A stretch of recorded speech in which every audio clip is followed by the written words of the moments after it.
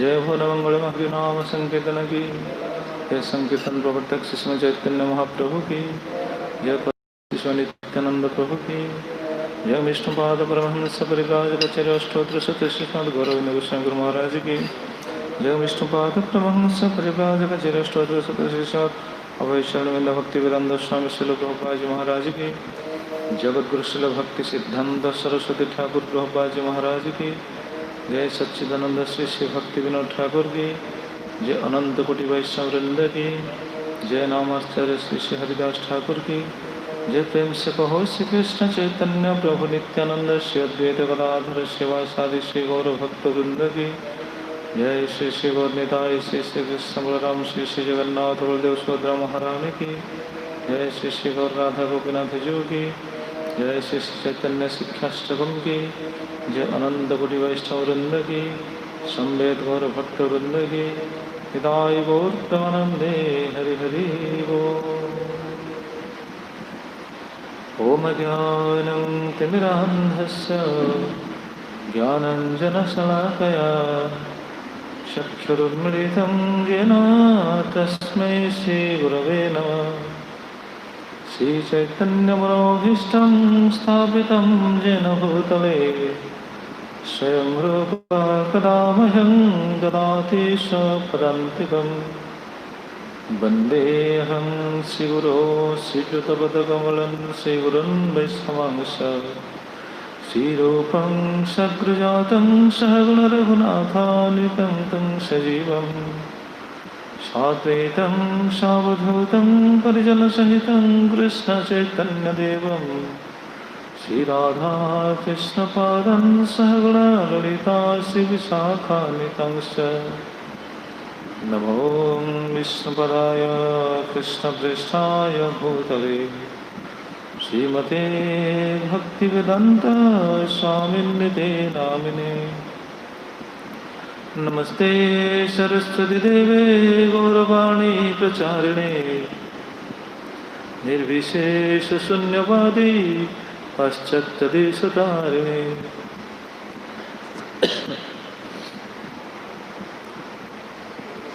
हे कृष्णा करुणा सिंधो दीनबंधो जगत्पते गोपेश गोपिका कांत राधाकांत नमस्तुते।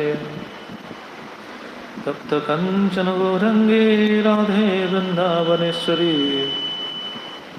वृषभानुसुते देवी प्रणये वासुदेवाय। ओम नमो भगवते वासुदेवाय।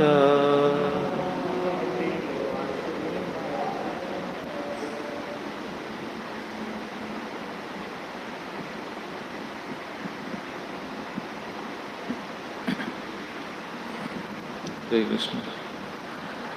सर्वप्रथम मोर परमाराध्य गुरुदेव श्री राधा गोविंद गोस्वामी गुरु महाराज वैष्णव कमल अनंत कोटि दंडवत प्रणापूर्वक निजक समर्पित करी कृपा भिक्षा करी श्री श्रीमद गौर गोविंद गोस्वामी गुरु महाराज तथा श्रील प्रभुपाद महाराज एवं विशेषकर सच्चिदानंद श्री श्री भक्ति विनोद ठाकुर तथा समस्त साधु गुरु वैष्णवाचार्य चरण कमल तले अनंत कोटि दंडवत प्रणापूर्वक निजक समर्पित करी कृपा भिक्षा करी प्रभु श्री श्री गौर निताई श्री श्री कृष्ण बलराम श्री श्री जगन्नाथ बलदेव सुभद्रा महारानी श्री श्री गौर राधा गोपीनाथ जी महाप्रभुवासी थी उपस्थित समस्त श्रोता वैष्णव भक्त मान पादपद्म तले प्रणति नवेदन पूर्वक प्रभु भिक्षा करी एवं समस्त भक्त मैंने जो मैंने ऑनलाइन श्रवण कर समस्त पादपद्म तले प्रणति नवेदन करी कृपा भिक्षा करी श्री श्री चैतन्य शिक्षाष्टकम कथा कीर्तन निजक समर्पित करुच्ची। विशेषकर आम महाप्रभुर पवित्र शिक्षा को आलोचना करछे एवं आस्वादन करछे। जेहेतु भगवान चाहूँगी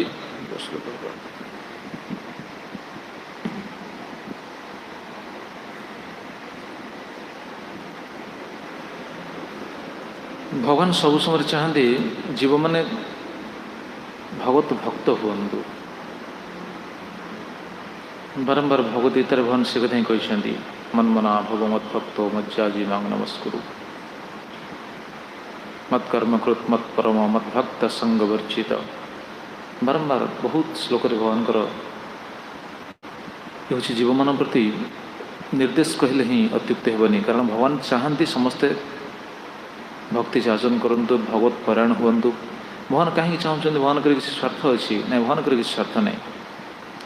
जीव भगवत भक्ति परायण हेले, जीव भगवत भक्त हेले, से कृष्ण प्रेम प्राप्त हेले जीवन कौन सी आवश्यकता रहे ना, जहाँ हूँ जीवन अंतिम लक्ष्य।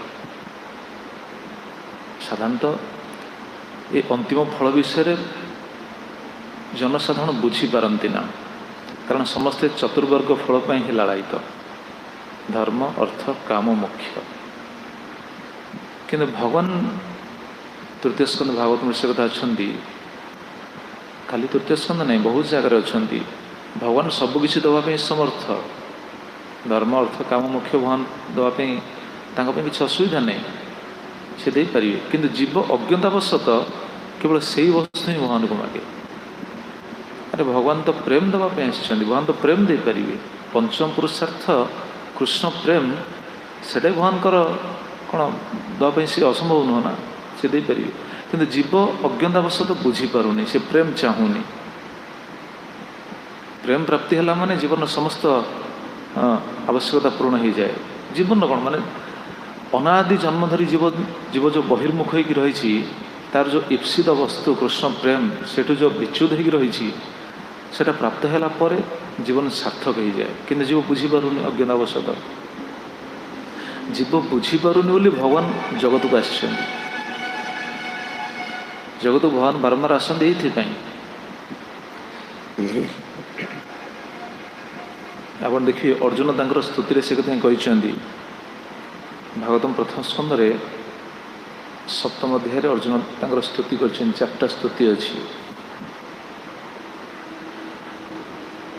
अर्जुन तांकर से चार्टा स्तुति भर गोटे स्तुति कहते सएव जीवलोकस्य माया मोहित चेतस विधत्स्व स्वयं वीर्येण से धर्मादि लक्षणम। ये अर्जुन का स्तुति। सएव जीवलोकस्य माया मोहित चेतस, ये जीव माने माया मोहित होकर पड़छन्ति, जीव माने बुझी पारंती नहीं। जीव मानकर ए अज्ञता भगवान जानती, से निजे आसंती। विधत्स्व स्वयं वीर्येण से धर्मादि लक्षणम। विभिन्न प्रकार सब नीति प्रणयन कर, जहाँ सब नीति आम जहाँ कि देखुचे समस्त शास्त्र जहाँ सब नीति रही सब भगवत प्रणीत ना। से भागवतम कौन कहले धर्मं तो साक्षात भगवत प्रणीतम। धर्म जहाँ सब प्रणयन कर सब भगवत प्रणीत। तो भगवान जहाँ किसी प्रणयन करते सब नीति विधि विधान नियम जहाँ सब प्रणयन कर कौन पाई जीव आत्यंतिक फल कृष्ण प्रेम पाऊ, धर्म अर्थ काम मोक्ष से सीमित रही न जाऊ। तेणु प्रेम जीव पाई पारुनी बा तार से विचार आसुनी, से विचार आसापी साधुसंग व्यवस्था भी रखिंट भगवान। तेणु आसिक प्रचलन कर साधुसंग व्यवस्था कर साधु मान निज धाम पठाऊँ, पुणी निजे आसुंच। कलिजुग तो बहुत बड़, से कलिजुग कहे धन्य कली। स्वयं भगवान आसिले अनार्पित चरिंचिरात कलने अवतीर्ण कलौ समर्पित उन्नत उज्ज्वल रसं स्वभक्तिश्यम। उन्नत उज्ज्वल रस स्वभक्तिश्यम, निजर भक्ति कृष्ण प्रेम देवाई महाप्रभु आसिले। कि से प्रेम प्राप्ति पथरे जो वस्तु सब बाधक महाप्रभु ये श्लोक सूचना दी। कृष्ण प्रेम पाइबा ये सब होती बाधक जहाँ भक्तिविनोद ठाकुर तांकर सम्बोधन भाष्य ही रचना कले से महाप्रभु कहते ये वस्तु मोर आवश्यक नहीं न धनं न जनं न सुंदरी कविता व जगदीश कामय मम जन्मनि जन्मनिश्चरे भवता भक्ति रहित गीत तेणु ये चार्टा वस्तु को महाप्रभु कहते मोर गोटा दरकार नहीं महाप्रभुर कौन आवश्यक कि नहीं महाप्रभुर तो वस्तु आवश्यक नहीं महाप्रभु जेहेतु भक्त अवतार उपर आसछन्ति भक्त समाज को शिक्षा देवाई विशेषकर साधक मानकर साधन को पुष्टि करने साधक मानकर विचार किभଳି हेबा उचित से शिक्षा देवाई महाप्रभु यही श्लोक को कहते जे ये सब मोर आवश्यक नहीं साधकर विचार ये हेबा उचित तेज से प्रसंग आम तो शुणुचे न धनं श्रवण करते न जनं श्रवण करछे आम तापर होती सुंदरी तापर कविता कहीं आचार्य ये सुंदरी कविता को गोटे शब्द कहते सुंदरी कविता साधारणतः स्त्री को बुझे कहीं सुंदरी कविता अलग अलग कहते सुंदरी शब्द स्त्री कविता शब्द आसो विभिन्न आलंकारिक जो शास्त्र विन्यास तो कविता को कहते ता विषय में श्रवण करवा परवर्ती अवस्था आम बर्तमान श्रवण करें जन शब्द मोर जन किसी आवश्यक नहीं न धनं न जनं जन आवश्यक नहीं एवं जन शब्द भक्तिविनोद ठाकुर टीकार से कहते जनपदेन स्वशरीर अनुग स्त्री पुत्र दास दासी प्रजा बंधु बांधवादय ज्ञातव्या जन शब्द ये समस्त को बुझी ना उचित आगे शरीर अनुग स्त्री पुत्र दास दासी बंधु बांधव धन जहाँ ये सब तेज आम यही सिद्धांत को जन शब्द को किभଳି गृह त्यागी किभଳି प्रयोज्य एवं गृह थी व्यक्ति किभଳି प्रयोज्य ताको विभिन्न दृष्टिकोण में आलोचना करते तेज जन गृह त्यागी जो मैंने आश्रमवास कर त्यागाश्रम अवलंबन कर सीना कह हाँ मोर जन दरकार नहीं गृह भितर थी व्यक्ति से कमी कह मोर जन दरकार नहीं से समस्त सहित रही गृह त्यागी जन आवश्यक नहीं तार दुईटी सिद्धांत केवल बुझा जापे गृह त्यागी जो कह मोर जन दरकार नहीं न धनं न जनं जन दरकार नहीं जन शब्द दुईटी बुझाए जो मैंने गृह त्यागी से संसार सहित कौन संबंध ना संसार कौन संबंध सहित संबंधित हमार आवश्यक नहीं संबंध हूँ गुरुकृष्ण सहित ये गोटे द्वितीय हूँ जन शब्द जो मैंने गृह त्यागी आश्रमवास कर जन शब्द भक्तिविनोद ठाकुर संबोधन भाष्य जदि हिसाब विचार कर दास दासी मोर दास दासी दरकार नहीं साधक केवे दास रखा आवश्यक ना कारण साधक बा निजे जड़े दास ना ना साधक निजे तो दास सी पुणी दास केमी रख सी यदि दास रखो तो महाप्रभु सिद्धांत तो बिल्कुल उल्टा होगा महाप्रभु कहते कौन मुझे गोपी कर्तु पदकमल दास दासानुदास आम साधक होगी आम जब दास रखा आम जदि सेवक रे तेल आम साधक भक्तिविनोद ठाकुर बाणी दृष्टि जदि विचार आम साधक स्थित रही आमर सिद्ध अभिमान साधक स्थित रही जदि सिद्ध अभिमान में रहिले ताले कृष्ण प्रेम केमी मिल आम बुझीपारे अज्ञातावस्था आम भावुँ आम ठीक अच्छे ना आम जदि ठीक रही था ये जगत को आसी न था आम जदि ठीक था ताले कृष्ण आम सहित कथबार्ता करते आम ठीक ना आम भाविया उचित आम सब ठीक अच्छु ना तेणु साधक दृष्टि सब समय रहा उचित तेज गतकाली मैं विषय किसी आलोचना करते जमी शरीर असुस्थ अच्छी सुविधा असुविधा अच्छी से समय आम हत सेवा नहीं पारू सबु समय आम जन पाखे डिपेंडेंट हवा आम दास पर डिपेंड करवा ताले देखो जी सेवा करुच्ची तार लाभ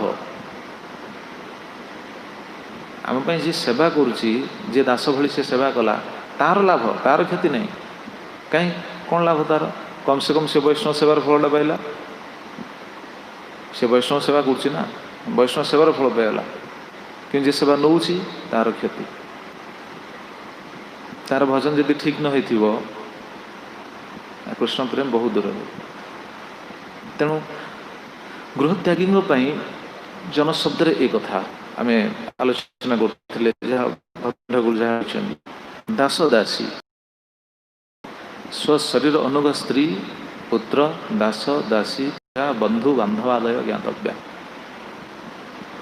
शरीर अनुगत ये दास दासी उचित नुह प्रश्न आस गत से शुणुले स्मरण करवा उचित ताले मोर परंपरा देखा जाए शुद्ध भक्त मान दास दासी बहुत अच्छा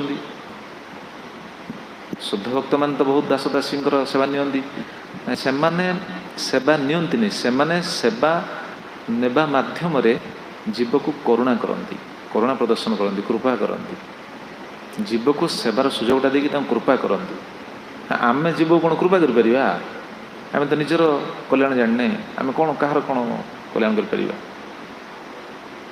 महाप्रभु कहले न जन जन सब मोर जन दरकार नहीं ये उभय प्रयोज्य कारण भक्त दरकार ना भक्त जेहेतु प्रयोज्य भक्त ब्रह्मचारी हो पारे गृहस्थ हो पारे उभय प्रयोज्य एवं जनशब्द आम शुणुले स्त्री पुत्र बंधु बांधव ये सबू ताले ब्रह्मचारी जे ब्रह्मचारी जीवन बीतौछि तापे सिना सब दरकार नहीं जे संसार भितर अच्छी से तो समस्त सहित रहिबो ताले से केंद्र मोर किसी दरकार नहीं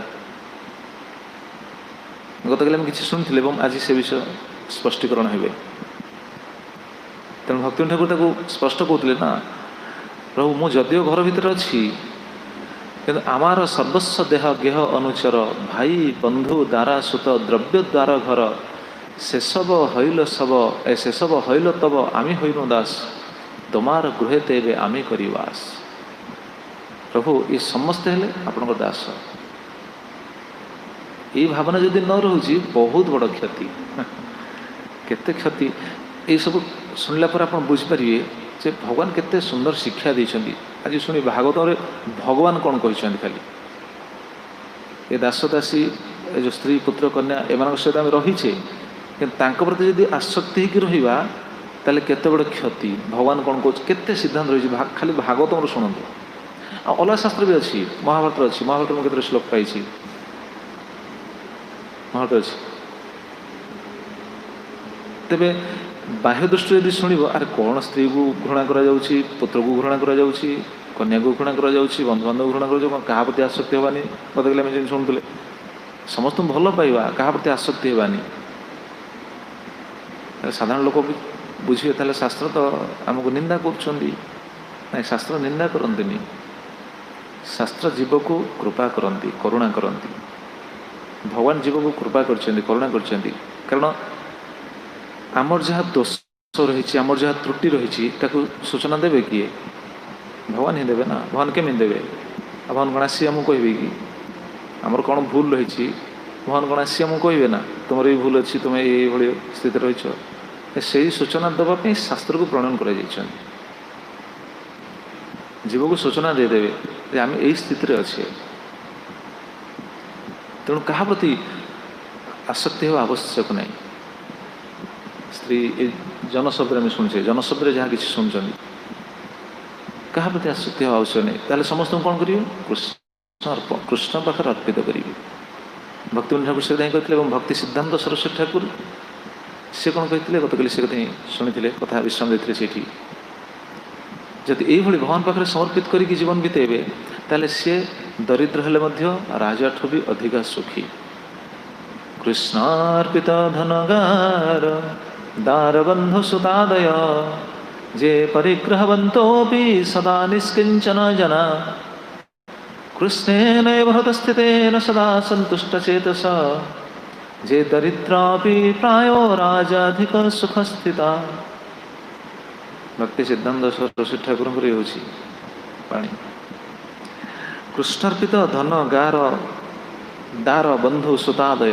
जनशब्द सब जे परिग्रहवंत भी से समस्त स्वीकार करछि समस्त से स्वीकार करछि ना गृहस्थ जड़े संसार भीतर समस्त सहित से रहा कि समस्त कृष्ण पाखे अर्पण कर गृहस्थ आश्रम को कहीं श्रेष्ठ आश्रम कहुच्छी आम पूर्व श्रवण करते चारि आश्रम भितर गृहस्थ आश्रम श्रेष्ठ गृहस्थ आश्रम कहीं श्रेष्ठ साधारण लोक बुझीपारती से भावते हाँ बह आम गृहस्थ हो श्रेष्ठ हो ना गृहस्थ आश्रम श्रेष्ठत्व को शास्त्र मानक प्रतिपादित करा जायछि गृहस्थ आश्रम कहीं श्रेष्ठ कारण अलग तीन आश्रम को से माने पोषण करती ये श्रेष्ठ आ गृहस्थ आश्रम रही यदि कौन से आश्रम को पोषण करूने अलग आश्रम को पोषण करने बर अलग आश्रम ठूँ आम नहीं कि बचाई चाहूचे ताले से श्रेष्ठ नहीं से श्रेष्ठ केमी है से श्रेष्ठ नहीं मनु महाराज कहते विषय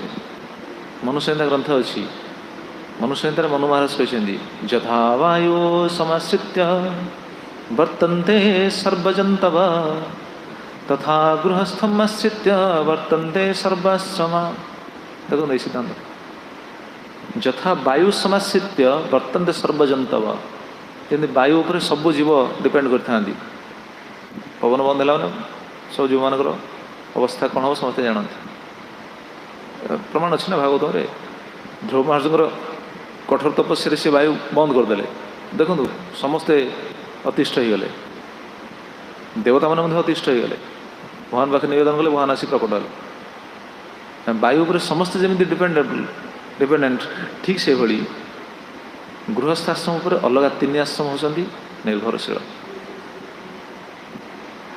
तथा गृहस्थमाश्रित्य वर्तन्ते सर्वाश्रम ताहले विचार करूँ आपण देखो दुईटा सिद्धांत देखिए गृहस्थाश्रम प्रशंसा करा जाउछि गृहस्थाश्रम निंदा करा जाउछि ताहले निंदाटा को निंदा बोली नेबे प्रशंसा को प्रशंसा बोली नेबे ना क्यों दृष्टि विचार करी दुईटा कथा तो कह जाउछि निंदा नहीं जमी ब्रह्मचर्य आश्रम आम तो शुणा प्रसंग आसो जो सुंदरी सुंदरी शब्द शुणे सुंदरी शब्द स्त्री उभय कि बंधन कारण से शुणे ब्रह्मचर्य केमी बंधन कारण गृहस्थ केमी बंधन कारण आसो प्रसंग क्रमे से दिन महाप्रभु कहले न सुंदरी सुंदरी भी दरकार नहीं ब्रह्मचारी कौन सुंदरी चाहूँ कि ब्रह्मचारी कौन से लालसा थाई कि कामना थाई कि जदि से कामना रोचे भी ताले कृष्ण प्रेम मिलनी से दिन महाप्रभु कहले ना सुंदरी दरकार नहीं ताले संसार भीतर जी अच्छी तार तो स्त्री अच्छी सी पुणी कौन कर से प्रसंग आसले आम शुणा तो कहवा तात्पर्य ताले शास्त्र दुईटी जगह कथा कहुई शास्त्र प्रशंसा भी कराई एवं निंदा भी कराई निंदाटा निंदा बोली आम विचार करिया उचित नुह सेटा होछि आमर दोष आम से स्थित रहीचे आमको श्रृंखलित होगापाई से जिनस को सूचना दि जाइए आम श्रृंखलित होगापी से सूचना दि जाइए तेणु आश्रम गृहस्थ आश्रम ये श्रेष्ठ अलग तीन आश्रम तांकर निर्भर कर रही था ये केते श्लोक अच्छी बहुत शास्त्र अच्छी महाभारत देखो केते सुंदर श्लोक अच्छी गृहस्थ पर क्यों मैंने निर्भर कर रही था अलग चार्टा आश्रम खाली निर्भर अलग तीन आश्रम केवल निर्भर कर न था आउ किए निर्भरशील गृहस्थ आश्रम पर एमाने भी निर्भरशील गृहस्थं हि सदा देवा पितरोतिथयस्तथा भृत्यश्चैव उपजीवन्ति तान् भरस्व महीपते महाभारत शांति पर्व राजधर्म अनुशासन पर्व व्यासदेव कहते युधिष्ठिर महाराज श्लोक व्यासदेव युधिष्ठिर कहते युधिष्ठिर गृहस्थं हि सदा देवा पितर अतिथयस्तथा भृत्यश्चैव उपजीवन्ति गृहस्थ मैंने समस्त पोषण करती माने एमाने समस्ते गृहस्थ निर्भरशील आम केवल तीन आश्रम शुणी मनु महाराज सिद्धांत देवता पितर अतिथि भृत्य ये समस्ते गृहस्थ डिपेंडेबल उपजीवंती से व्यासदेव कहते युधिष्ठिर को तान भरस्व महीपते हे महीपते तुम एम भरण पोषण कर कारण गृहस्थ यहाँ हूँ कर्तव्य समस्त पोषण कर आम केवल एगुड़ा शुणुचे आलोचना करें कि मन जदि शास्त्र प्रति कौन खराब विचार आसुव शास्त्र आमको निंदा कराई नहीं निंदा नहीं देखो प्रशंसा भी कराई शास्त्र प्रशंसा भी कर शास्त्र समस्त प्रशंसा भी अच्छी ब्रह्मचार्य प्रशंसा अच्छी कि नहीं शास्त्र रे ब्रह्मचारी जीवन प्रशंसा अच्छी कि नहीं अच्छी कि नहीं जगत गुरु अच्छी शास्त्र ब्रह्मचारी जीवन भी प्रशंसा अच्छी वानप्रस्थ जीवन भी प्रशंसा कराई सन्यास जीवन भी प्रशंसा कराई पुणी से दोष भी देखाई ब्रह्मचारी जीवन भी दोष देखाई सन्यासी जीवन भी दोष देखाई समस्त प्रशंसा रही दोष रही जीव चाहूँ कौन खाली आमको खाली समस्ते प्रशंसा करूँ यहाँ कौन संभव ना प्रशंसा यदि आम शुणा तो दिन भाव आसोनी ना तो ये महाभारत पुणी व्यासदेव कहते युधिष्ठिर को आउ गोटे श्लोक केते सुंदर श्लोक देखु वयांसी वयांसी पशवस्यैव भूतानि च जनाधिप गृहस्थैरेव धार्यन्ते तस्मात् श्रेष्ठ गृहस्वामी देखो ये प्रशंसा कराला से व्यासदेव भागवत मुझे रचना कर सीता महाभारत रचना कर ना गणेश माध्यम वयांसी पशवश्चैव भूतानि च जनाधिपा ये जनाधिप ये समस्ते गृहस्थ द्वारा पालित होता किए किए पशवश्चैव पशु पक्षी समस्ते पशु पक्षी मान गृहस्थ पालन करता है माने से माने कौन तांको पर निर्भरशील एवं अन्य प्राणी भूतानि पशवश्चैव भूतानि एमाने मध्य गृहस्थ द्वारा पालित होता तेणु तस्मात् श्रेष्ठ गृहस्वामी से गृहस्वामी हूँ श्रेष्ठ गृहस्वाम जो मैंने गृहस्थ अच्छा गृह भर रही श्रेष्ठ किंतु यही स्थिति रहिले श्रेष्ठ अन्य पोषण कले श्रेष्ठ गृहस्थ यदि अलग आश्रम को पोषण करने अलग जीव को साहाଯ୍य करने पोषण करने ताहले श्रेष्ठ नहीं ये श्रेष्ठ कहुई पुणी कहते केते सुंदर देखु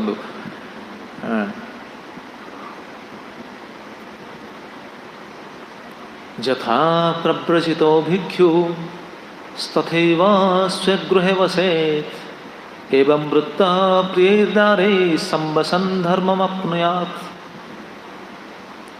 आम शुणुले ना महाप्रभु कहले कौन न जनम स्त्री पुत्र कन्या किसी दरकार नहीं कि व्यासदेव कौन कहते देखो व्यासदेव कहते यथा प्रव्रजित भिक्षु तथैव स्वगृहे बसेत् सन्यासी जेमिति प्रव्रजित मान सन्यासी ना भिक्षु सन्यासी गृहत्यागी सन्यासी जेमिति गृह प्रति अनासक्त हो थाए गृहस्थ आश्रम व्यक्ति से कहते तथैव स्वगृहे बसेत् से भली गृहस्थ निज गृह प्रति ममता एवं आसक्ति त्याग करी घरे रहिबे जी एवं वृत्त जी यही भाव में सदाचार को पालन करती प्रेर द्वारे संवसन धर्म अपनुयात् जे यही भाव में निजर गृह रुहती सदाचार को पालन करती स्त्री सहित रुहती से कौन प्राप्त होती कहले संवसन धर्मम अपनुयात् धर्मर संपूर्ण फल को से प्राप्त होता राजधर्म अनुशासन पर्व महाभारत ताले कहतु शास्त्र प्रशंसा भी करा कि आमर दोष जहाँ से सूचना दी जाइए कहीं से दोष को सूचना दी जाइए कारण यही दोष रहिले आम आमर ईप्सित वस्तु को प्राप्त हो पारानी कृष्ण प्रेम से पाइबानी केते समस्या कृष्ण प्रेम कौन केते स्थिति केते कौन विकृत हो जाए भागवत कहुई स्थिति विकृत हो जाए कौन क्या प्रति आसक्ति हे कहना से दिन महाप्रभु न जनम क्या प्रति कौन धन जन किसी ना प्रहलाद महाराज के सुंदर शिक्षा देखते देखो कहीं आसक्ति हे आसक्ति हार कौन आवश्यक अच्छे कहना प्रहलाद महाराज सखा मन को शिक्षा दौरान राय कलत्रं पशव सुतादयो गृहा मही कुंजर कोशभूतय सर्व्यर्थ कामा क्षण भंगुरायुष कुर्वन्ति मर्त्यस्य कियत्प्रियं चला प्रहलाद सखा मन को शिक्षा दे सप्तम स्कंद सप्तम अध्याय 39 नंबर श्लोक देखो से सब कथा कहते ये जहाँ महाप्रभु कहते ठीक से सिद्धांत सब से आम भक्ति विनोद ठाकुर जहाँ कहते ये शिक्षाष्टकम होती समस्त वैदिक शास्त्र जीष्ट वस्तु शिक्षाष्टकम जिते वैदिक शास्त्र अच्छी तार सब जीष्ट रहा शिक्षाष्टकम भगवान प्रणयन कर राय कलत्रंग पशव सुतादय राय राय माने धनानी धन आदि कलत्रंग भार्या स्त्री पत्नी एवं पशव पशु जहाँ सब पशु पशु शब्द तो आजिकल तो केवल गाड़ी घोड़ा को बुझाए घर तो कार पशु तो ना ही कौन अच्छे पशु कहले गाड़ी घोड़ा को ही बुझे आजिकल कहीं पशु गाड़ी घोड़ा आमर महाराज कहती हलधर महाराज कहती पशु शब्द कहीं गाड़ी घोड़ा को बुझाए कारण गाड़ी घोड़ा सब लिखाई न था कि हॉर्स पावर से इंजिन पावर एति हॉर्स पावर आ हॉर्स पावर मैंने पशु सहित सामान कौन महाराज कहीं कहते विनोद आ समस्त घर तो से अच्छी बर्तमान तो पशु एवं सुतादयो देखो सुत आदयो पुत्र कन्या आदि गृही मही कुंजर कोश भूतय गृहामही गृहामही माने माने जो तार जो साधन जीविका से जो जीविका कौन जीवन निर्वाह पे जो कार्य कर एवं कुंजर कोश भूतय कुंजर कुंजर तो घर तो किए रखिए किए रख कुंजर रखी हाथी क्या घर हाथी अच्छी ये राजा मान कथा कहुई कुंजर कोश कोश भूतय कोश माने धनागार भूतय समस्त ऐश्वर्य बा जहाँ किसी भोग सामग्री भोग्य सामग्री ये सब सर्वे अर्थ काम ये सब हूँ अर्थ काम समस्त वस्तु कौन ना क्षण भंगुरायुष ये सबू सब वस्तु आम भोग करने विचार करुचे किंतु ये सब क्षण भंगुर आउ कौन कहते आयुष जो आयुष एगुड़ा भोग करने विचार करुचे से आयुष क्षण भंगुर ताले सब वस्तु यदि क्षण भंगुर कुर्वन्ति मर्त्यस्य कियत् प्रियं चला ताले मर्त्य किए प्रिय कहतु ये सब तो क्षण भंगुर आज जी राजा है काली से प्रजा हो आज जी कोटिपति है काली से भिखारी हो सब तो क्षण भंगुर आज जे जार पुत्र कन्या पत्नी समस्त मिलमिश रही से केतल संसार छाड़ी चल तार कौन हिसाब ना आयुष तो क्षण भंगुर जेको समय संसार छाड़ी जाए पड़ो देखुना सिद्धांत आप देखिए चित्रकेतु महाराज प्रसंग में क्या प्रति आसक्ति हे कौन किए प्रिय हो पारे जगत में कहीं प्रिय हो पारती भगवान को व्यतीत संसार कहीं प्रिय ना जीव अज्ञातवशत से प्रति आसक्ति रही से कबीर जी दोहार सुंदर कथा कहते झूठा काया झूठा घर झूठा यह परिवार झूठी माया देख करी फूल्यो कहाँ गवार कबीर जी दोहार कहले झूठा काया झूठा घर झूठा यह परिवार झूठा काया झूठा घर झूठा है परिवार ये सब झूठा झूठा झूठा मिथ्या मिथ्या मिथ्या कह झूठा माया देख करी फूल्यो कहाँ गवार सब कौन मायार सब ये सब विस्तार ना कौन कि जीव से बुझीपारुनि केवल से वस्तु प्रति से आसक्ति रही मीराबाई से कौन कहले मीराबाई कौन सी वस्तु कौन सी संबंधित प्रति से आसक्ति थे ना क्या प्रति आसक्ति थे केवल गोटे वस्तु मेरे तो गिरिधर गोपाल दूसरो ना कोई जाके सर मोर मुकुट मेरो पति सोई जार मस्तक मोर मुकुट अच्छी मोर पंच अच्छी सी ही मोर पति आउ किए ना कहते ना से कहते बहुत सुंदर तात मात भ्रात बंधु आपनो न कोई छाड़ गए कुल की कान का करिए कोई, मेरे तो गिरिधर गोपाल। रघुनाथ शिष्य तात मात भ्रात बंधु आप नो न कोई। पिता माता भाई बंधु निजर केही नाहांती।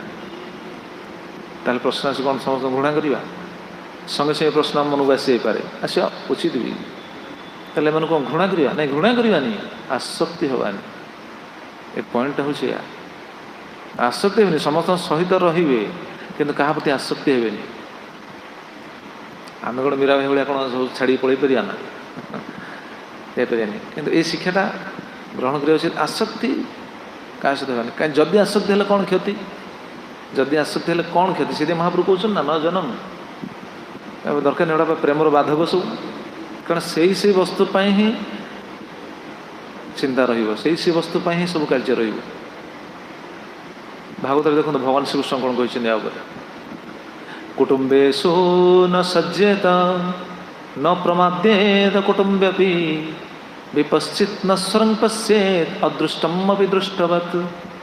ଦେଖନ୍ତୁ ପ୍ରହ୍ଲାଦ ମହାରାଜଙ୍କର ଶିକ୍ଷା ଯାହା ରହିଲା, ଭଗବାନ ଶ୍ରୀକୃଷ୍ଣ ଉଦ୍ଧବଙ୍କୁ ସେଇ ଶିକ୍ଷା ଦେଇଛନ୍ତି।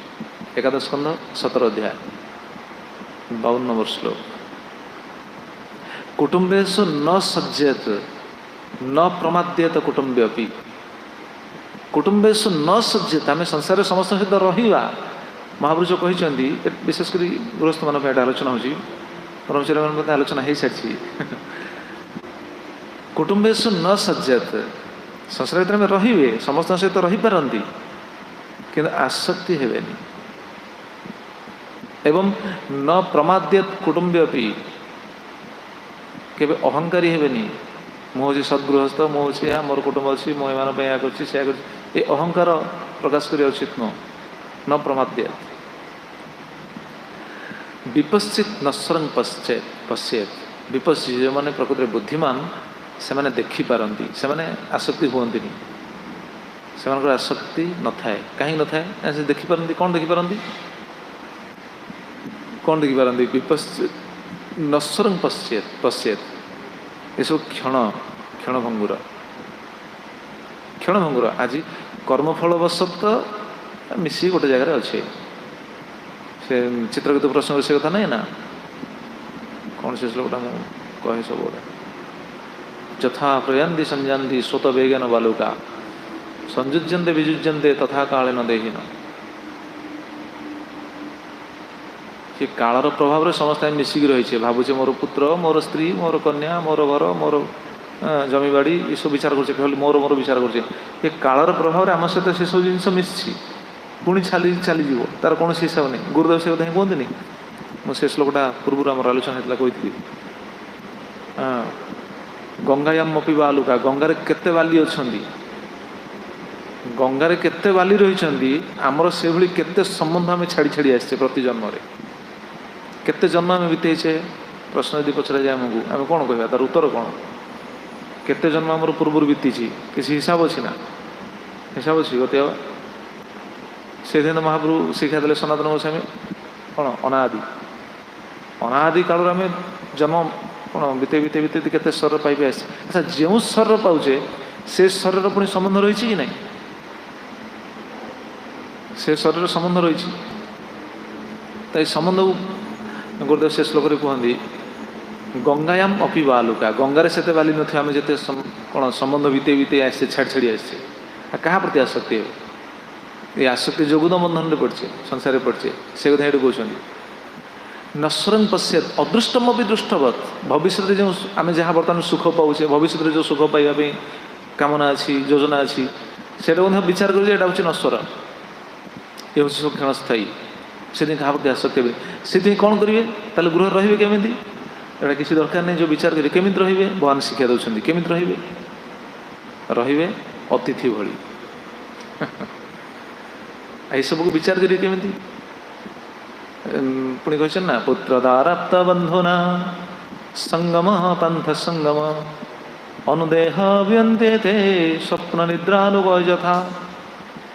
ପୁତ୍ର ଦାର ଆପ୍ତ ବନ୍ଧୁନା, बंधुबांधव पुत्र स्त्री कन्या बंधुबांधव ये सब आम मिशीचे कि संगम पांथ संगम पांथशाला जमी सब बाटोई मैंने आसिक विश्राम नियंती एवं सूर्यकिरण तेज कमिला पर से स्व स्व रास्तार जमी चली जाती ठीक से भाई आम सब आसचे कर्मफल को भोगिया गोटे परिवार सहित समस्त आबद्ध हो पड़े स्व स्व कर्मफल को भोगुचे एवं परस्पर परस्पर कर्मफल सहित संबंधित होगी किसी भोगुचे कर्मफल सरला पुणी चलने शरीर छाड़ी अगटे जगह चलने तो यही अनादि काल आम बंधन दशा पड़े कि संबंध में संबंधित होगी आम आसक्ति कौन बढ़ी जाऊँ आसक्त हो बंधन दशा पड़ जाऊ जहाँ ही हूँ कृष्ण प्रेम बाधक कृष्ण को डाकिले भी भगवान भजन कले भी देखुना जार आसक्ति थी पुत्र प्रति पुटा जब मनीष ही न भजन कला खाली कृष्ण कृष्ण कहीं पुटा टे बुद्धि दियो मनीष कर तो सी डाकिला क्या भगवान को भजन करुँच सत कि डाकुच क्या कृष्ण प्रेम पाइबा डाकुच कि डाक पार आसक्ति जो डाक पार ये कहते मोर किसी दरकार नहीं महाप्रभु कहले रे केमी रे विचार कर सब विचार कर सब स्वप्न भाई परदिन ना कौन शुणुला से कथा रात स्वप्न देखुचे गोटे रात स्वप्न जीवन टाक से स्वप्न विचार करी 60 वर्षर स्वप्न एटा हम खाली शुणी दौर ना थियोरिटिकाली आसो विचार आसो यदि साधु संग सब समय में बजाय रखा साधु संगे ये विचारटा दृढ़ता दृढ़ हो नचेत हम हाँ केमी रहा अतिथि भली भगवान कहते कौन देखु इत्थम परिमृशन मुक्त गृहेषु अतिथिवत्वसन न गृहे अनुबध्येता निर्ममा निरहंकृत केते श्लोक अच्छे भाई आज केतोटी श्लोक मुझे खाली देखुली संध्या समय इत्थं परिमृशन मुक्त गृहेषु अतिथिवत्वसन ये सब को विचार करी गृह केमी अतिथिवत बसन अतिथि गेस्ट है कि जब आम क्या घर को जावा और घर पूरा सबुदिन रही विचार करुचे कि ना तो गेस्ट है कि जमी जाइए कि समय रोचे पलि आसुचे आम घर जब कौन गेस्ट आसती कि समय रुहति पलि जाती सी आम घर प्रति से आसक्ति हमें कि आम क्या घर गले घर प्रति आम आसक्ति बढ़ी जाए ना अतिथिवत निज घर रे निज गृह रही अतिथिवत रहा पड़ो ताले आमे आम भी यहाँ प्रযোज्य ब्रह्मचारी मान प्रযোज्य आम रहा बिल्डिंग बढ़िया सुंदर बिल्डिंग रहा केमी रहा मुझे रही पूरा परमानेंट रही ना अतिथिवत तो विचार तो से रहा उचित नचेत खाली तो घर सजाइक दिन चली घर सजे सजे दिन चली भजन हेनी घरे भागवत सिद्धांत रही गृहकरणा जिनस जदि जड़े बेसी रखे ताले सी भगवान भजन करने मुस्किल तो घर सफा करू तो समय चली गृहस्थ व्यक्ति भी जदि घर भर बहुत जिनस रखिंट सजबाज करू समय चली देखुना हूँ गृहस्थ हूँ ब्रह्मचारी हूँ जी भी हूँ ता माने नुह से तार अर्थ नुह घर को अपरिष्कार रखा कौन से दायित्व नबानी ना तार अर्थ से नुह कि ता पिछा ही समय दवा यहाँ जीवन उद्देश्य नहीं आम देखुचु से कहूँ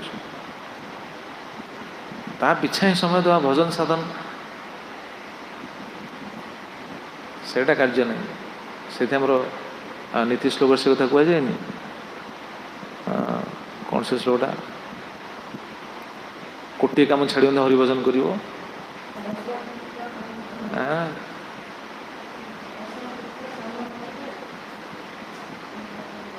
आरंभटा कौन कोटिंग त्यक्त्वा हरिम भजेत शेषटा है कोटिंग त्यक्त्वा हरिम भजेत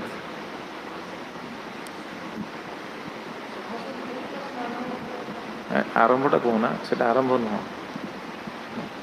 सतं विहाय भोक्तव्यम हाँ हाँ मन पड़ो सतं विहाय भोक्तव्यम सहस्रम स्नानम आचरेत लक्ष्यं विहाय दातव्यं कोटिंग त्यक्त्वा हरिं भजेत।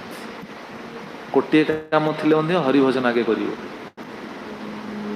गोटे काम को छाड़ी हरिभजन करने कहूँ आम उठु उठु आगे घरटा सफा करुचे घर सफार दिन चलीगला ना मंगल आरती आसी पड़े गुरु पूजा आसी पड़े ना दर्शन आरती आसी पड़े घर को चकाचक रखीचे कौन से घर मुंडे की जीवा आसम दृष्टि ठीक अच्छी किंतु भक्तिर बाधक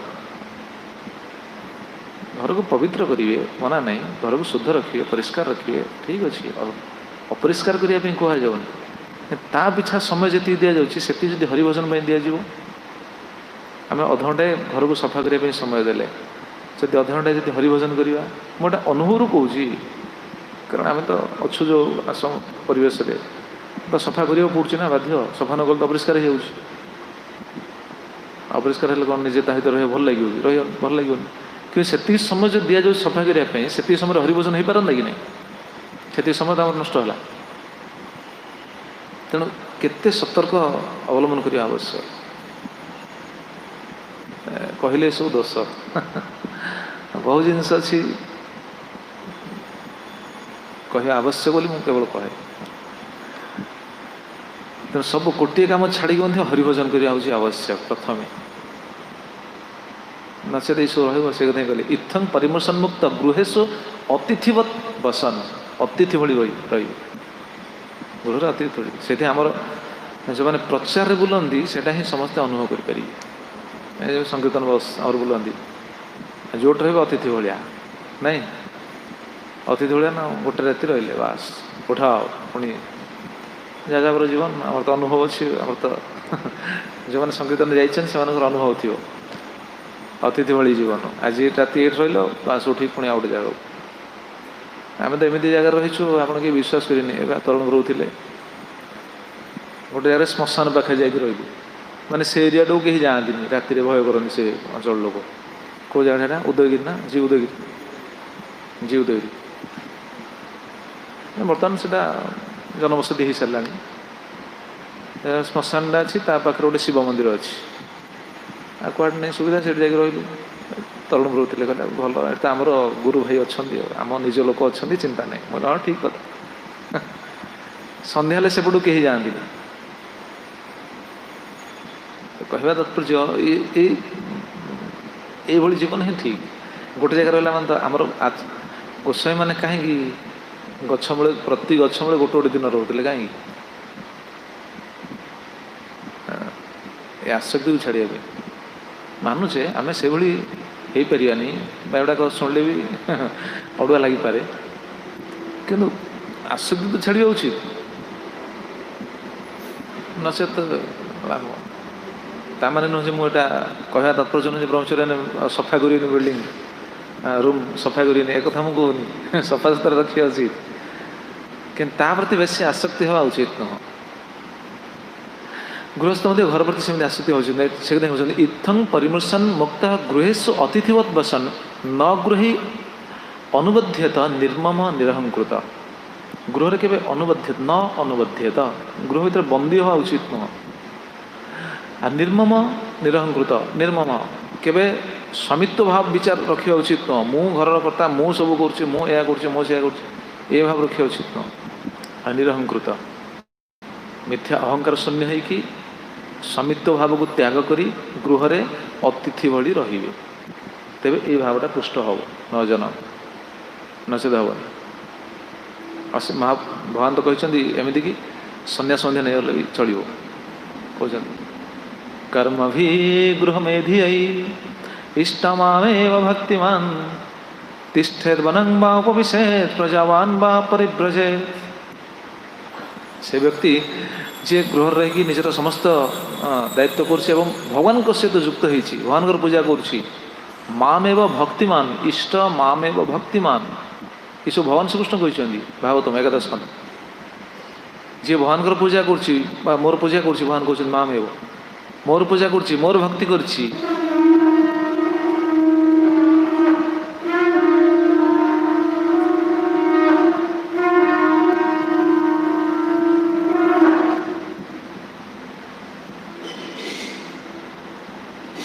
श्री श्री गौरनीताय श्री श्री कृष्ण राम श्री श्री जगन्नाथ बलदेव सुभद्रा महारानी की जय। तिष्ठेत बनंग बा उपरमेत उपविशेत प्रजावान बा परिव्रजेत। सी गृह रही पारे बा प्रजावान बा परिव्रजेत। यदि पुत्रवान होती सुपुत्रवान हेले पुत्र को दायित्व देकी परिव्रजेत से सन्यास आश्रम ग्रहण करी पारंती। यार ओडिया अनुवाद अच्छी ना लोक मैंने ओडिया अनुवाद समस्ते समस्त मुखर मुखर देछि कौन पुत्र निवेशी पत्नी निवासी अथवा चलो समाज सन्यासी यही श्लोक सी घर रही पारंती सन्यास भी हो पारंती अथवा चलो सन्यासी कहला नेट से कहते तिष्ठेत बनंग बा उपविशेत प्रजावान बा परिव्रजेत। से तिष्ठेत घर भर रही पारंती वन को जाई पारंती बा सन्यासी हो पारंती। तमाने केते सुंदर कथा कहुई गृहस्थ किभली हवा उचित किभली विचार रहा उचित ये सब कथार माने मोट सिद्धांतटा कौन सार वस्तुटा कौन सार वस्तुटा हूँ न धनम न जनम न सुंदर कविता आवश्यक नहीं माने आसक्ति नहीं आवश्यक नहीं तो कहुनी ईश्वर जो वस्तु युक्त होती कर्मफल पश्चात आम स्वीकार करछे किंतु आसक्ति हवानी कहीं मनुष्य स्वर हूँ बहुत मूल्यवान। एकादश स्कंदे भगवान से कहते जह प्राप्य मानुषं लोकं मुक्ति द्वारमपावृतं गृहेषु खगवत्सक्तं तमारूढ़च्युतं विधु। जदि गृह रहीकि जदि जड़े आसक्त हो जाए ताले कौन क्षति हुए भगवान कहते एकादश स्कंदे से दिन महाप्रभु कहले न जनम भगवान श्रीकृष्ण कहते महाप्रभु कहले न जनम मोर दरकार नहीं जन्म जदि रे जन्म प्रति आसक्ति ही रे ताले कौन हो देखो एकादश स्कंदर सप्तम अध्याय 74 नंबर श्लोक जह प्राप्य मानुषं लोकं जे मनुष्य शरीर पाई मनुष्य शरीरटा कौन पाई मुक्ति द्वार मपावृतम मुक्ति द्वार अर्थात ये बंधन रु 84 लक्ष जीव भितर जो से बंधन दशा पड़ी से बंधन मुक्त हो से भगवान को धाम को जीव ये दिखाई मनुष्य शरीर गृहेशु खगवत्सक्तं तमारूढ़च्युतं विधु गृह रहीकि से अनासक्त भाव रहा उचित जदि से आसक्त हो रहा खगवत कपोतर उदाहरण देते जो 24 गुरु प्रसंग कपत प्रसंग खगवत जदि कपत भली से आसक्त हो कौन हम तमारूढ़ च्युतं विधु विधु बुझी नवा उचित कौन बुझी नवा उचित तमारूढ़ च्युतं अर्थात उच्च उच्च पदटा प्राप्त है उच्च पद को प्राप्त हो कौन पाई पतित होगापाई उच्च स्थिति को जड़े जा तले पड़ापी यहाँ बुझी नब से तमारूढ़ च्युतं पदस्खलित होगी अधपतित होगापाई से उच्च आसन को उच्च स्थिति को सी आरोहण करते जन्मर भ्रमण पर मनुष्य जन्म मिली मनुष्य जन्म जब आम संसार प्रति परिवार प्रति आसक्ति रहा केवल बंधन हो तेणु भक्त मान स्थिति हूँ या भक्त मैंने संसार भर रे ये क्या घृणा करा क्या निंदा करा किंतु यही भावना रे प्रवचन तो मो गोटे अनुभव कथा कहूँ साधारण लोक कौन बुझे देखते साधारण लोक बुझे उल्टा गुंडीचा मंदिर आम रथयात्रा समय क्लास चलता अनुभव कथा कहूँ गोटे मन पड़ा क्लास चलता संध्या समय क्लास मोर थाए संध्या समय क्लास सर दिन सकाଳେ से बस मोर सेवा थाए बस जड़े बहुत पुराना परिचित लोक जड़े सी आसी पहुँचले सी रोचे ये भुवनेश्वर नयापल्ली भर कौट जानी आड्रेस जानी आम पूर्वाश्रम जो घर से सर्विस कर रही सी बोधे क्लास शुणी सन्धार क्लासटा शुणी सी मत मिसिले भरता सम्मान देले मुझे उठी ये सीट देली से कहले ना से मत बहुत जूनियर से बहुत सीनियर मोठू 12 वर्ष ना 13 वर्ष से मोठू बड़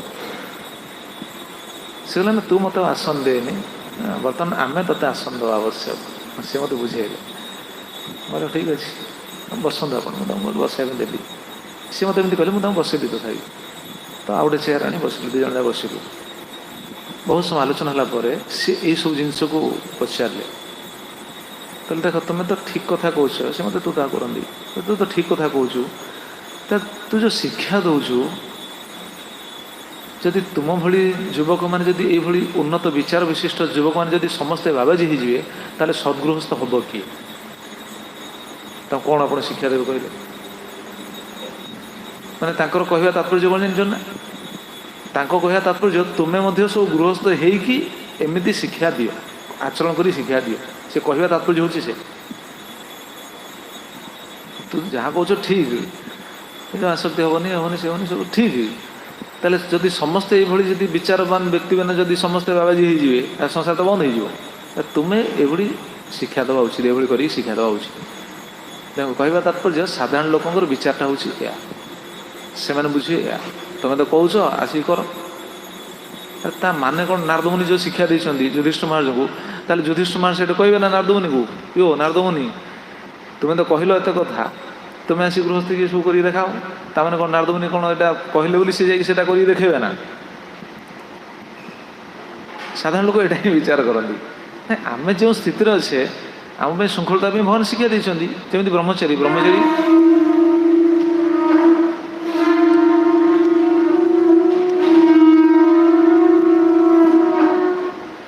ଯେମିତି ବ୍ରହ୍ମଚାରୀ ନିଜ ସ୍ଥିତିରେ ଅଛି, ବ୍ରହ୍ମଚାରୀ ଜୀବନରେ ସେ କେମିତି ଶୃଙ୍ଖଳିତ ହେବ ତା ପାଇଁ ମଧ୍ୟ ଶିକ୍ଷା ରହିଛି ନା। ତା ପାଇଁ ଯେଉଁ ଶିକ୍ଷା ରହିଛି, ତା ବୋଲି ବ୍ରହ୍ମଚାରୀ କ'ଣ କହିବ ନା ଗୃହସ୍ଥକୁ ତୁମେ ଆସି ବ୍ରହ୍ମଚାରୀ ହେଇକି ରୁହ, ଏଠି ଶିକ୍ଷା ଦିଅ, ତାର ଅର୍ଥ କ'ଣ ସେୟା ନା? ସେୟା ନୁହଁ। ନିଜ ନିଜ ସ୍ଥିତି ଅନୁସାରେ ଆମେ କେମିତି ଶୃଙ୍ଖଳିତ ହେବା, ସେଇଥିପାଇଁ ଶାସ୍ତ୍ର ସବୁ ସୂଚନା ଦେଇଛନ୍ତି। ତେଣୁ ଏଇଭଳି କ'ଣ ଆସକ୍ତି ଯଦି ହେବା, ତାହେଲେ ବନ୍ଧନର କାରଣ, କୃଷ୍ଣ ପ୍ରେମ ମିଳିବନି। ଅମ୍ବରୀଶ ମହାରାଜ ସେଭଳି ଥିଲେ ନା। ଅମ୍ବରୀଶ ମହାରାଜ କେତେ ବଡ଼ ରାଜା ଥିଲେ, ଶହସାଗର ପୃଥିବୀର ସମ୍ରାଟ ଥିଲେ, ସପ୍ତଦ୍ୱୀପବତୀ ମହି ସେ ଥିଲେ ସମ୍ରାଟ। କିନ୍ତୁ ତାଙ୍କର ବିଚାର କିଭଳି ଥିଲା, ସେ କେଉଁ ସ୍ଥିତିରେ ଥିଲେ? ଅମ୍ବରୀଶ ମହାରାଜଙ୍କର ଏଇ ବିଚାର ଥିଲା। ସବୁକିଛି ତାଙ୍କ ପାଖରେ ଅଛି, କୌଣସି ବସ୍ତୁ ପ୍ରତି ଆସକ୍ତି ନାହିଁ। ଗୃହେଷୁ ଦାରେଷୁ ସୁତେଷୁ ବନ୍ଧୁଷୁ ଦ୍ୱିପତ୍ତମ ଚନ୍ଦନବାଜି ବସ୍ତୁଷୁ ଅକ୍ଷୟରତ୍ନାଭరణଂ ବରାଦିଷୁ ଅନନ୍ତ କୋଶେଷୁ ଅଗରତ୍ ଅସତ୍ମତିଂ। ଦେଖନ୍ତୁ ଅମ୍ବରୀଶ ମହାରାଜଙ୍କର ହେଉଛି ବିଚାର। ଅମ୍ବରୀଶ ମହାରାଜ ସବୁ ବସ୍ତୁ ସହିତ ରହିଛନ୍ତି। ଯିଏ ଆମକୁ କହୁଛନ୍ତି ଯେ ତୁମେ ଆସି କରିକି ଏଇଟା ଦେଖାଅ, ଆମେ କରିବା କ'ଣ ଦରକାର? ଦେଖୁନାହାନ୍ତି ସେଭଳି ଥିଲେ, ସେମାନେ କରିଛନ୍ତି, ଦେଖେଇଛନ୍ତି ନା। ଆଜିକାଲି କରିହେବନି, ପ୍ରାୟ ଲୋକଙ୍କ ବିଚାର ଆଜିକାଲି କରିହେବନି କାହିଁ? ପ୍ରୟାସ କର। ଆଜିକାଲି ସବୁ ଜିନିଷ ଆମେ ଭାବୁଛେ କରିହେବ, ଭକ୍ତି ପଥରେ ଅଗ୍ରଗତି କରିବା ପାଇଁ ଯେଉଁ ରାସ୍ତା ଅଛି ସେଇଟାକୁ ଭାବୁଛେ କରିହେବନି କାହିଁକି? ହେବ। ଏତିକି ଆମେ ସ୍ୱୀକାର କରିବା ଉଚିତ, ନିଜ ପ୍ରୟାସରେ ହେବନି। ସେଇଥିପାଇଁ କ୍ରନ୍ଦନ କରିବା ଉଚିତ, ସାଧୁଗୁରୁଙ୍କର କୃପା ଭିକ୍ଷା କରିବା ଉଚିତ। ସାଧୁଗୁରୁଙ୍କ କୃପାରେ ଏଇଟା ସମ୍ଭବ ହେବ, ନିଜ ପ୍ରୟାସରେ ନ ହେଇପାରେ। ଆମର ଆସକ୍ତି ରହିବ, ସାଧୁଗୁରୁଙ୍କ କୃପାରେ ଏଇଟା ସମ୍ଭବ। ଅମ୍ବରୀଶ ମହାରାଜ କିଭଳି ଥିଲେ? ଗୃହେଷୁ ଦାରେଷୁ ସୁତେଷୁ ବନ୍ଧୁଷୁ। ଦେଖନ୍ତୁ ଭକ୍ତି ଠାକୁର କ'ଣ କହିଲେ ଜନଶବ୍ଦରେ?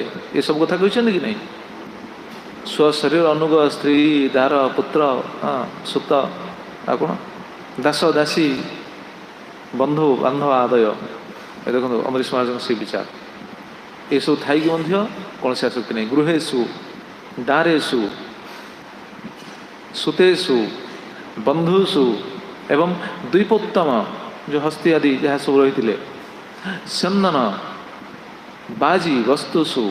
ଚନ୍ଦନ ବାଜି ବସ୍ତୁ, ଚନ୍ଦନ ମାନେ ରଥ, ବାଜି ଘୋଡ଼ା, ବସ୍ତୁଷୁ ଯାହା ସବୁ ବସ୍ତୁ ଥିଲେ, ଏ କାହା ପ୍ରତି? ଆଉ କ'ଣ ଥିଲେ? ଅକ୍ଷୟ ରତ୍ନ ଆଭରଣ ଅମ୍ବରାଦିଷୁ। ଅକ୍ଷୟ ରତ୍ନ ଆଭରଣ ସବୁକିଛି। ସପ୍ତଦ୍ୱୀପବତୀ ମହିର ସିଏ ଥିଲେ ସମ୍ରାଟ, ଚକ୍ରବର୍ତ୍ତୀ ସମ୍ରାଟ। ଏବଂ ଅମ୍ବରାଦିଷୁ ବସ୍ତ୍ର ଆଭରଣ ଆଦି ଯାହା ସବୁ ଥିଲା। ଆଉ କ'ଣ? ଅନନ୍ତ କୋଶେଷୁ। ଅନନ୍ତ କୋଶ, ଅନନ୍ତ ଐଶ୍ୱର୍ଯ୍ୟର ଯେଉଁ ଟ୍ରେଜେରୀ ଥିଲା, ତା ପ୍ରତି ମଧ୍ୟ କୌଣସି ଆସକ୍ତି ନଥିଲା। କିଭଳି ଥିଲେ ସିଏ? ଅକରତ୍ ଅସତ୍ମତିମ୍। ଅସତ୍ମତିମ୍ ମାନେ ଏସବୁ ଅସତ୍, ସତ୍ ନୁହଁ। पूर्व शुणिले नहीं शुड़ा ये अनित्य अस्थायी क्षणस्थायी क्षणभंगुरा आयुष जहाँ शुणिले प्रहलाद महर्षि शिक्षा देते ये विचार रहा उचित। ससागर प्रश्न ससागर सम्राट ससागर पृथ्वी सप्तद्वीप मत पृथ्वीर सम्राट होगी सी ये विचार हो पारे आम कहीं नहीं पार आमर तो किसी ना एत बड़ सप्तद्वीपति महेर सी सम्राट होगी एकछत्र सम्राट होगी सी भाई तांकर कौन असतमती आसूला आमर कहीं आसुनी ताने दोष क्यों रही ये आसक्तिटा कटो केमी आसक्ति कटो केवल गोटे बाटे आसक्ति काटी तो हेनी केवल ताकू कौन करा ट्रांसफर करा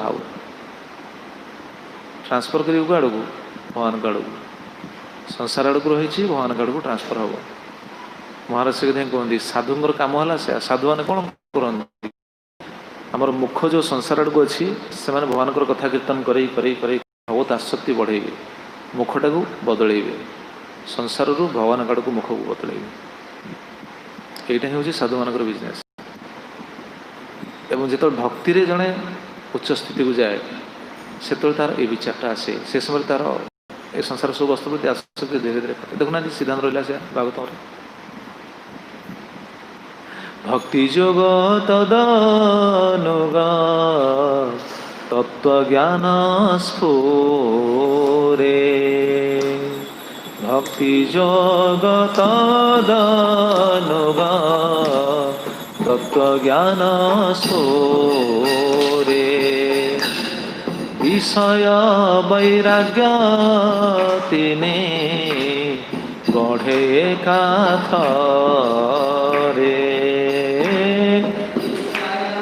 वैराग्य तिने गढ़े एकाथरे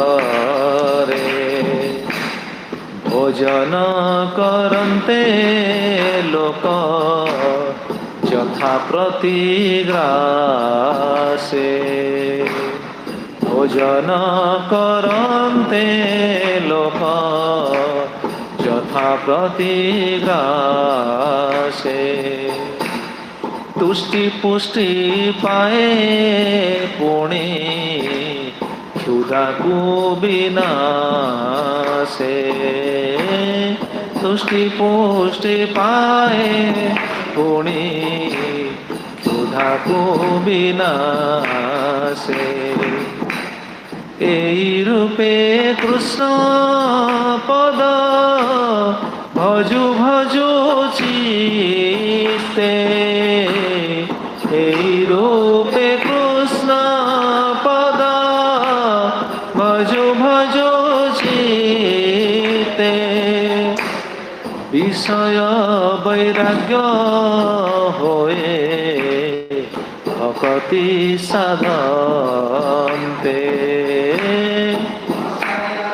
वैराग्य होए भक्ति साधन्ते देखो ये विचारटा आसो केवल भगवान भजन कृष्ण भजन निरपराध हरि भजन देखुना ये जो विचारटा आसो केमी या पूर्व श्लोक को स्मरण करना निरपराध हरिभजन हम से जो तृणादपि सुनिचन भाव तररीव सहिष्णुना भाव अमानिना मानदेना से भाव जो रहीकि तृणा कौन निरपराध हरिभजन से भाव में भावित होकर जो जड़े भजन करे साधुर प्रार्थना करे से समय ये विचारटा आसो आसो ऐसे यही रूपे कृष्ण पद भजु भजु चित्ते विषय वैराग्य हुए भक्ति साधन्ते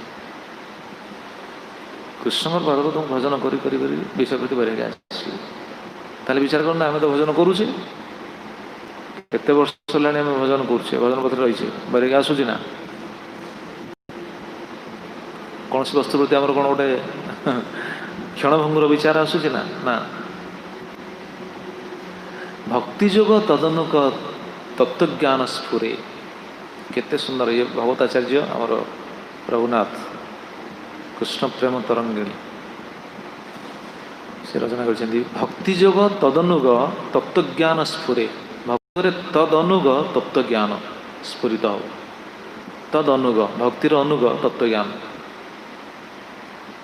एवं कौन हुए ना से ज्ञान स्फुरित हेले विषय वैराग्य तीन बढ़े एकाथरे विषय वैराग्य एकाथरे बढ़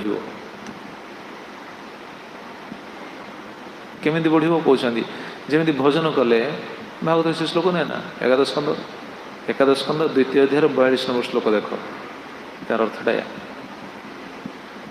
भागवत से कथा अच्छी जमी भोजन करिया समय प्रति ग्रास भोजन कले कौन हुए प्रति ग्रास ये अनुभवटा हुए तुष्टि पुष्टि एवं क्षुधा विनाश हुए तुष्टि हुए आश्वस्ति हुए भोजन कला मैंने गोटे आश्वस्ति हो प्रति ग्रास एवं पुष्टि भोजन कला तो शक्ति किसी आसूँ एवं क्षुधा भी नाश हो क्षुधा नाश हो कि नहीं ठीक से बोली भक्तिटा ठीक से तो आम जब ठीक से भजन हम ठीक से यदि भक्ति जाचन हम साधुगुरु निर्देश क्रम यदि आम ठीक से भक्ति जाचन करुचे ताहले ये जो विचारटा पुष्ट हम न जनंग न धनंग न धनंग न जनंग न सुंदरी कविता वहाँ जगदीश सताम आज ये विचार में रहीचे ताहले भजन हेनी कृष्ण प्रेम पाइबा मुस्किल तेणु निरपराध हरिभजन ही सब रही से कहते भजन करते यथा प्रति लोक यथा प्रतिग्रासे तुष्टि पुष्टि पाए पुणे क्षुधा को विनाशे तुष्टि पाए पुष्टि पाए पुणे क्षुधा भी निवारण हो जाए एवं यही रूपे कृष्ण पद भजु भजु चित्ते यही कृष्ण पादपद्म को भजन करू करू चित्तर कौन आसो विषय वैराग्य हो भक्ति साधनते चित्तर धीरे धीरे धीरे धीरे विषय वैराग्य आसो आम ये विचार रहा न जनम न जनम संसार सब रही जो स्थित रही पारती ब्रह्मचारी हो पारती गृहस्थ हो पारती से संसार हो पारती संसार त्यागी हो पारती ये विचार से स्थिर रही ये हूँ अमरीश महाराज स्थिति हूँ नचेत नचेत केवल कृष्ण प्रेम तो पाया दूर कथा केवल भ्रमण रही देखो प्राचीन बही कौन कहते भागवतम प्राचीन बही आप गोटे सुंदर कथा कहते चतुर्थ स्कंद 25 अध्याय गृहेशु कुट धर्मेशु पुत्रदार धनर्थधि न परं बिंदते मूढ़ भ्राम्यन संसार वर्त्मसु जदि प्रति आसक्ति रहे जड़े जनक शब्द आम शुणुचे गृहेशु कूटधर्मेशु पुत्रदार धनर्थधि गृह मतलब से कूटधर्म करेंगे गृह जड़े रही माने से कूटधर्म आचरण करा मु कहूनी कि कौन से आचार्य मैंने कहते यहाँ स्वयं भगवान कहते क्योंकि कहते तृतीय स्कंद भागवत कहते कपिलदेव भगवान गृहेशु कूटधर्मेशु दुखतंत्रे स्वतंत्रिता कुर्बन दुखम प्रतिकारम सुखवत मन्यते गृही से भगवान कहते कपिलदेव ये प्राचीन बही से कहते गृह जन रही मैंने कुटुंब पोषापी से निश्चित किसी ना कि कूटधर्म आचरण कर पुत्र पुत्र शब्द व्याख्या आप देखिए रामायण अच्छी पुत्र को कहीं पुत्र कहुए ये श्लोक अच्छी पढ़ी पाई से श्लोक अच्छा पूत नामक नर्करु जेहेतु से उद्धार करे से पुत्र बोली कह जाए पुत्र से दायित्व कारण पितामाता कुटुंब पोषापी बहुत कूटधर्म आचरण करी निश्चित किसी ना कि भूल करेंगे निश्चित किसी ना कि पाप करेंगे निश्चित भाव किसी ना कि आसक्ति थी तेणु पुत्र सत्पुत्र ही उद्धार करेंगे से पुत्र नाम पुत्र बोली कह जाए संतान को रामायण श्लोक अच्छे तेज ये प्राचीन बही कहते गृहेशु कूटधर्मेशु कूटधर्म आचरण करता है पुत्र दार धन अर्थ दी पुत्र स्त्री धन यही जिनस को प्राप्ति हाँपाई कूटधर्म आचरण करता है आ गृह रही जब ये आसक्त होगी कूटधर्म आचरण कला ताहले कौन तार परिणति न परं बिंदते मूढ़ सी हूँ मूढ़ सी हूँ अज्ञ न परं बिंदते से परम गति पाइब ना प्रेम गोटे पाइब न परं बिंदते मूढ़ अच्छा तार गति कौन हम भ्राम्यन संसार वर्त्मसु संसार मार्ग रे से भ्रमण करिवो केवल संसार भ्रमण संसार भ्रमण अनादि काल जारी रही यही भ्रमणटा ही जारी रही कहते बड़ दुर्दशा ए आसक्ति ताले कौन करिया उचित कौन करिया ताले ब्रह्मचर्य तो गृहस्थ मन जो प्रश्न पचारे जो कौन कर गोटे शेष श्लोक कथा विश्राम देवा तो कौन करिया उचित गोकर्ण कहते आत्मदेव को भागवत महात्मा से कथा अच्छे ना गोकर्ण आत्मदेव कहले गृह रही केमी रहा उचित न जनक ये जनक शब्द आज विश्राम देखिए आसंता काली शुणा न सुंदरी सुंदरी शुणा केते सुंदर कथा ब्रह्मचारी सुंदरी केमी त्याज्य गृहस्थ केमी सुंदरी त्याज्य सुंदरी माने स्त्री संसार रे किंतु आसक्ति हे स्त्री प्रति ये तो सब समस्त कथा पड़ी आसंता काली शुणा खाली स्त्री कथा ब्रह्मचर्य केमी त्याज्य केमी आम दूरे रहा नचेत बहुत बड़ क्षति तेरे गृह भर आम सब वस्तु प्रति जनशब्द समस्त प्रति स्त्री पुत्र कन्या धन बंधु बांधव समस्त प्रति जहाँ रही आलोचना कले भक्ति ठाकुर से केमी त्याग करवा गोकर्ण आत्मदेव को से कथा कहले एटा को आगे बुझा उचित देहे अस्थिमांसरुधिरे अभिमति त्यजत्तं जाया सुतादिषु सदा ममतां विमुञ्च पश्यानिशा जगदिदं क्षणभङ्गनिष्ठा वैराग्यरागरसिको भवभक्तिनिष्ठा आत्मदेव को गोकर्ण कथा ही कहते भागवत महात्म्य 4th अध्याय 79 नंबर श्लोक देहे अस्थि मांसरुधिरे अभिमति त्यजत्तं देह प्रति आगे कौन ममता को छाड़ा आगे देह कथा कहते ना भक्तिनाथ ठाकुर जनशब्द स्व शरीर अनुग अलग सब वस्तु निज शरीर सहित जो मैंने युक्त होती देहे अस्थि मांसरुधिरे अभिमति त्यजत्तं ये देहटा कौन कि अस्थि मांस गोटे गोटे पुतलिका बोली कह कौन ये तो आलोचना होता पूर्व अस्थिस्तंभ स्नायुबद्धं मांस शोणित लेपितम चर्माबद्धं पात्रं दुर्गंधं मूत्र पुरीशो से गोकर्ण भागवत महात्म्य से कथा अच्छे गोकर्ण बताए तेणु देह अस्थि मांसरुधिरे अभिमति त्यज देह प्रति अभिमान एत रखा उचित देह को लेकर अभिमान प्रकाश करवा देह को लेकर विचार करा मु राजा मु प्रजा मु बड़ मु सीनियर मु एत वर्ष सेवा करछि भावनाटा ही भूल अच्छा गृहस्थ मान कहते जाया सुतादिशु सदा ममतां विमुञ्च जदिटा गोकर्ण कहते आत्मदेव आम बुझी ना उचित समस्त जाया सुतादिशु सदा ममता विमुञ्च स्त्री पुत्र आदिशु जिते सब रहिले धन संपत्ति बंधु बांधव जहाँ सब भक्ति ठाकुर रचना कर समस्त प्रति ममता विमुञ्च ममता को छाड़ा उचित अच्छा केमी छाड़ी हम कि ममता कौन छाड़ी हम कि से गोकर्ण कहते ना छाड़ी हम केमी ना ये जिनस सब देख पश्यन अनिशं जगदिदं क्षणभंगनिष्ठ प्रतिदिन केवल देखिए जे जगतर सब वस्तु हूँ कौन क्षणभंगुर प्रतिदिन जदि आम जगतर सब वस्तु क्षणभंगुर देखा ताहले कौन आसक्ति आसो या पर तो बहुत लीला अच्छी बहुत गप अच्छी स्टोरी अच्छी गुरुदेव से कथा गोटे कहते ना महाराज से कथा कहते गुरुदेव कहते जानी कि महाराज कहते गुरुदेव कहते ना कौन से गोटे लोक पचारा साधु पाखे आज्ञा मोर जगत प्रति केमी अनासक्ति भाव आसो साधु सॉरी से कहला आपणर केमी जगत प्रति के आसक्ति ना केमी साधु कहले मुझे देखिपुर जगतर सबकि अनित्य ईश्वर भी अनित्य जेको समय मृत्यु हम तो यहाँ महाराज कहते बहुत दिन पूर्व गोटे शुणी जहाँ स्मरण आसटा कौच तो साधु आप कथाटा शुणिले हूँ तो स्मरण आसी जापे साधु से व्यक्ति को देले कहले ठीक अच्छे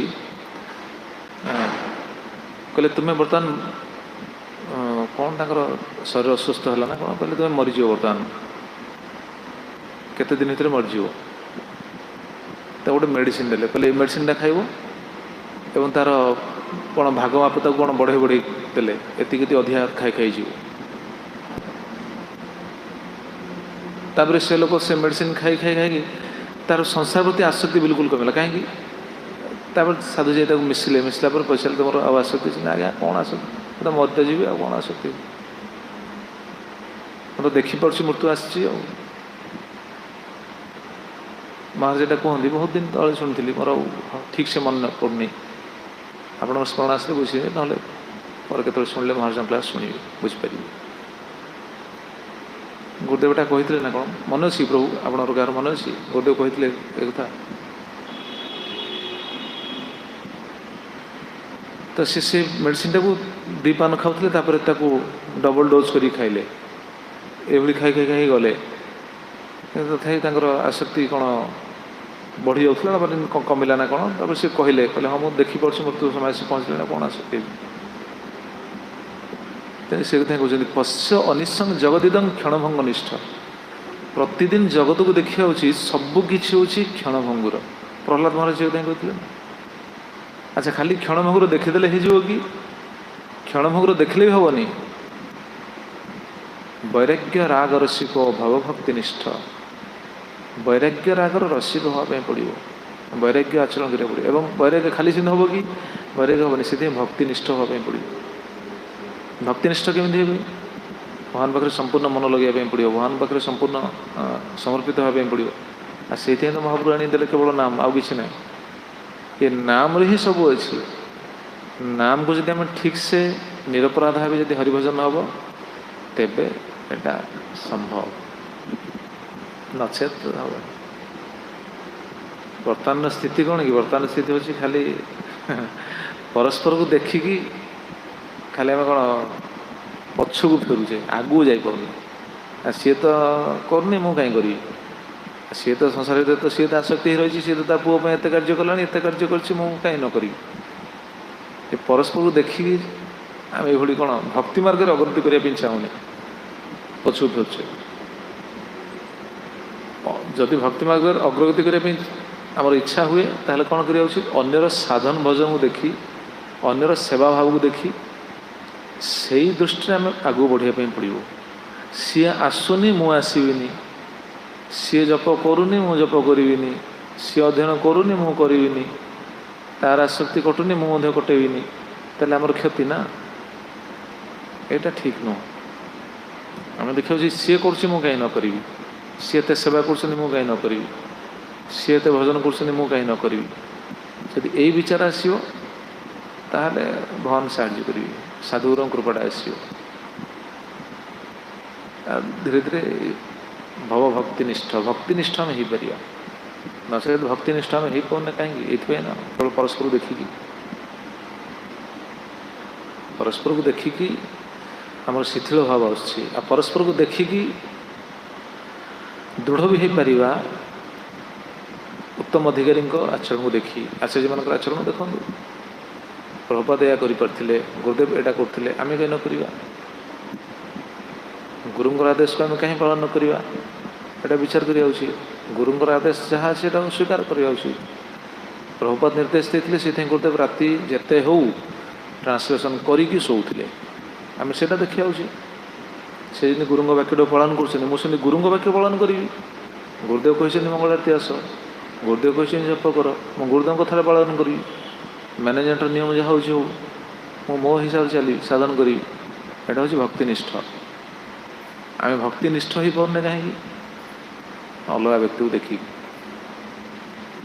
ଅଲଗା ଭକ୍ତଙ୍କର ଆଚରଣକୁ ଦେଖିକି ଆମେ ଭକ୍ତିନିଷ୍ଠ ହେଇପାରୁନେ। ସିଏ ତ କରୁଛି, ତାକୁ ତ କିଛି ମ୍ୟାନେଜମେଣ୍ଟ କହୁନାହାନ୍ତି, ଆଉ ମୁଁ ମଧ୍ୟ ନ କଲେ ମଧ୍ୟ ବଢ଼ିଆ, ମୋତେ କିଛି କହିବେନି। ହେଲା, ଠିକ୍ ଅଛି, ତୁମକୁ କିଛି କହିବେନି, କିନ୍ତୁ ଭକ୍ତିରେ ତୁମର ଅଗ୍ରଗତି ହେଲା କି? ଭକ୍ତିରେ କ'ଣ ଆମର ଅଗ୍ରଗତି ହେବ କି? ସେ ବିଚାର ଆମେ ଯଦି ରହିବା, ମ୍ୟାନେଜମେଣ୍ଟ ତାକୁ କହିନାହାନ୍ତି, ମୋତେ ମଧ୍ୟ କହିବେନି, ଠିକ୍ ଅଛି, ଆମେ କୋହଳ ହେଇଗଲେ, ଆଉ ଭକ୍ତିନିଷ୍ଠ କୁଆଡ଼େ ହେବ? ଏଇଥିପାଇଁ ଭକ୍ତିନିଷ୍ଠ ହେଇପାରୁନି। ଭକ୍ତିନିଷ୍ଠ ହେବା ପାଇଁ ଯଦି ଅଛି, ଉତ୍ତମ ଅଧିକାରୀଙ୍କୁ ଦେଖନ୍ତୁ, ଉତ୍ତମ ଅଧିକାରୀଙ୍କୁ ଦେଖି ଆଗକୁ ଚାଲି ଯାଉଛି। ନଚେତ୍ କେବଳ वाद विवाद तर्क वितर्क छिद्र अन्वेषण एटा भक्ति नुह। ये मोटामोटी एटा भक्ति नुह, ये कर्मी विचार। सतर्क होगा उचित, सचेतन होगी साधुगुरु प्रार्थना करी भगवान भजन करवा उचित, तेबे जाइए भगवान कृपा में पाइबा। हरे कृष्ण। आसंता काली शुणा कविता, सॉरी सुंदरी, सुंदरी कविता। ये बहुत सुंदर, ये भी बहुत आस्वादनीय वस्तु। ये तो जनसत्ता में शुणिले ये शुणवे ब्रह्मचर्य स्त्री त्याज्य केमी से स्त्री केमी त्याग कर गृहस्थ केमी त्याग करेंगे आसंता काली शुणवे। जय श्री श्री चैतन्य शिक्षाष्टकम की, सच्चिदानंद श्री श्री भक्तिविनोद ठाकुर की, श्रील प्रभुपाद जी महाराज की जय, पत्तवान श्रील गुरुदेव की जय, अनंत कोटि वैष्णव वृंद की, संवेद गौर भक्त वृंद की, निताई गौर प्रेमानंदे। हरि हरि ओम। श्रील प्रभुपाद श्रील गुरुदेव की।